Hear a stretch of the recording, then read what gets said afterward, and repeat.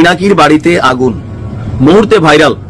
বাংলাদেশ বিরোধী অপশক্তি আওয়ামী লীগের জায়গা নাই। যারাই আওয়ামী লীগের পক্ষে দাঁড়াবে তাদেরকেই প্রতিরোধ করুন, প্রতিহত করুন। দেশে আসার ঘোষণা দিয়েছেন সাংবাদিক ইলিয়াস হোসেন ও পিনাকি ভট্টাচার্য। সামাজিক যোগাযোগ মাধ্যম ফেসবুকে এক পোস্টে এই ঘোষণা দেন সাংবাদিক ইলিয়াস হোসেন। খুব কষ্টের কিছু কথা বলার জন্য আপনাদের সামনে এসেছি। এতদিন একটা দল বলছে, এখন বলছি 5%। নাম জানতে চাইছেন না ভাই? কিছুদিন পর নাম বলে দিব। একদম কেন্দ্রীয় কমিটি ধরে ধরে নাম বলবো।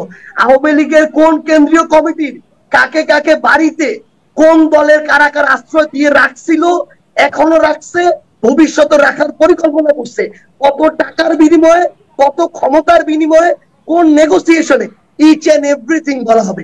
তোমাদের রাস্তা ভুল, যা করেছো মাপ চাও। আমরা যাদের অপরাধী তাদেরকে পুলিশের হাতে, আইনের হাতে সুপর্দ করব, আর যারা অপরাধী নয়, যে পুলিশের হাতে দেওয়ার মতো নাই, তাদেরকে মানুষ করব।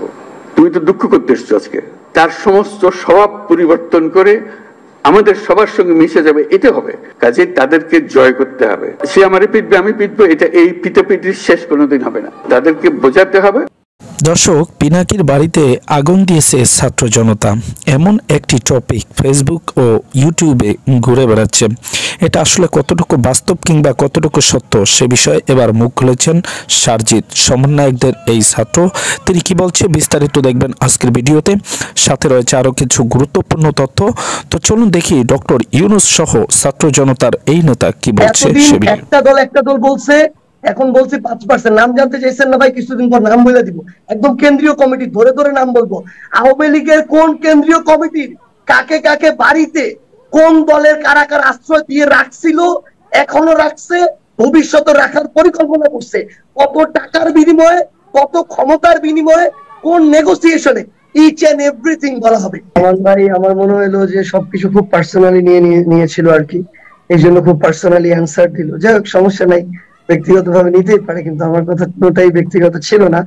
আমি আমার চোখে যা দেখছি আমি তাই বললাম। কে কতটুকু নিবে না নিবে, ফোন করবে না করবে, এটা ব্যক্তিগত ব্যাপার। আমাদের আসলে গতানুগতিক বাংলাদেশের রাজনীতির সবচেয়ে বড় যেটা সমস্যা আমার এতদিন ধরে মনে হয়েছে ভাই, সেটা হচ্ছে যে আমরা আমাদের সীমাবদ্ধতা গুলোকে অ্যাড্রেস করার মতো সৎ সাহসটা দেখাই না। মানে যদি এটা আমরা না দেখাতে পারি আমাদের জায়গা থেকে, তাহলে তো ওইটা অ্যাড্রেস করে ওইটার উপরে কাজ করা, ওইটাতে নিজের ডেভেলপমেন্ট আনা, এই জিনিসটা তো হবে না ভাই। মানুষ হিসেবে আমার সীমাবদ্ধতা থাকবে, এটা একদম স্বাভাবিক। আমরা আমাদের জায়গা থেকে 5% নেতারা জড়িত, আপনি কিভাবে বলেন এটা? আমি বুঝি না ভাই। আমি আপনাকে বলি ভাই, আমি বলি সংখ্যাটা কমায় বলছি 5%, এটা আরো বেশি হবে। এতদিন একটা দল বলছে, এখন বলছি 5%। নাম জানতে চাইছেন না ভাই? কিছুদিন পর নাম বলে দিব। একদম কেন্দ্রীয় কমিটি ধরে ধরে নাম বলবো।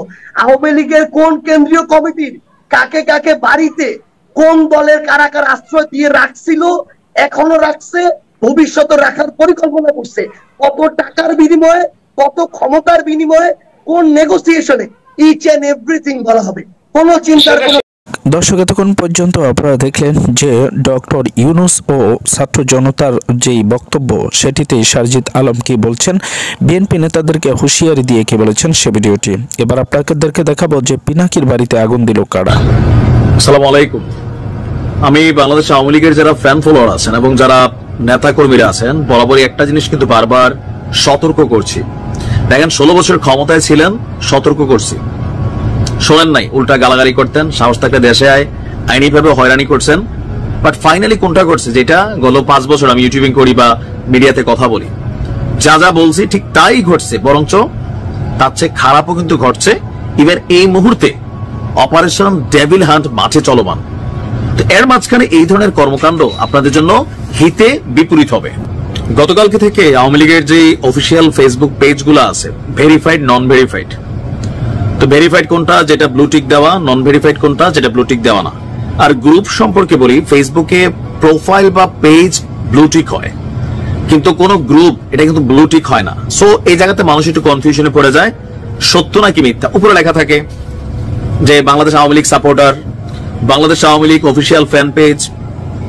এখন এটা কোনটা সত্য কোনটা মিথ্যা, আসলে আওয়ামী লীগের এরকম কোনো গ্রুপ নাই। কেন কথাটা বললাম, গেল কয়েকদিন আগে এই যে পিনাকির বাড়িতে আগুন, মুহূর্তে ভাইরাল। আবার দেখি আমরা ঘটনার প্রেক্ষাপট আসলে কি ছিল, কতটুকু সত্য মিথ্যা। ঠিক আছে, পিনাকি ভট্টাচার্যের বাড়ি হচ্ছে বগুড়া শহরে, তো তিনি এখন আছেন কোথায়? ফ্রান্সে। তার বাবা কি জীবিত? না। মা? না। দেশে কে আছে? তার বাড়িতে এই মুহূর্তে কেউ নাই। পৈতৃক ভিটা আছে সেখানে। দীর্ঘদিন তিনি ফ্রান্সে কিন্তু মানে কি বলা হয় যে তিনি বসবাসরত আছেন। বাংলাদেশে আপাতত আসতে পারতেছেন না, তবে খুব শীঘ্রই আসবেন। তো এর মাঝখানে সারা বাংলাদেশে যেই বুলডোজার ঝড় গেছে, সেই ঝড়ের মূল যিনি কর্তা সেটা কিন্তু পিনাকিদা, আর সেকেন্ড ইন ম্যান ছিলেন সাংবাদিক ইলিয়াস। এখন আওয়ামী লীগের নেতাকর্মীদের মধ্যে স্বাভাবিকভাবে খুব গুসা জিদ কাজ করতেছে। আর যখন এই নিউজটা আসছে সবাই অকপটে বিশ্বাস করে ফেলছেন, শেয়ার করে ফেলছেন। কারণ গ্রুপটা কোনটা? এই যে নিউজটা যেটা শেয়ার হয়েছে আমি বলি, সাপোর্টার্স অফ বাংলাদেশ আওয়ামী লীগ। এটা দেখে অনেক আলহামদুলিল্লাহ একদম ঠিক মতো হয়েছে না সেটা, কিন্তু এটাকে আওয়ামী লীগের ভেরিফাইড অথরাইজড কোন নিউজ? এখন আপনি তো দেখতেছেন যে আওয়ামী লীগের সাপোর্টার ভাই এরকম হাজার খানেক পেজ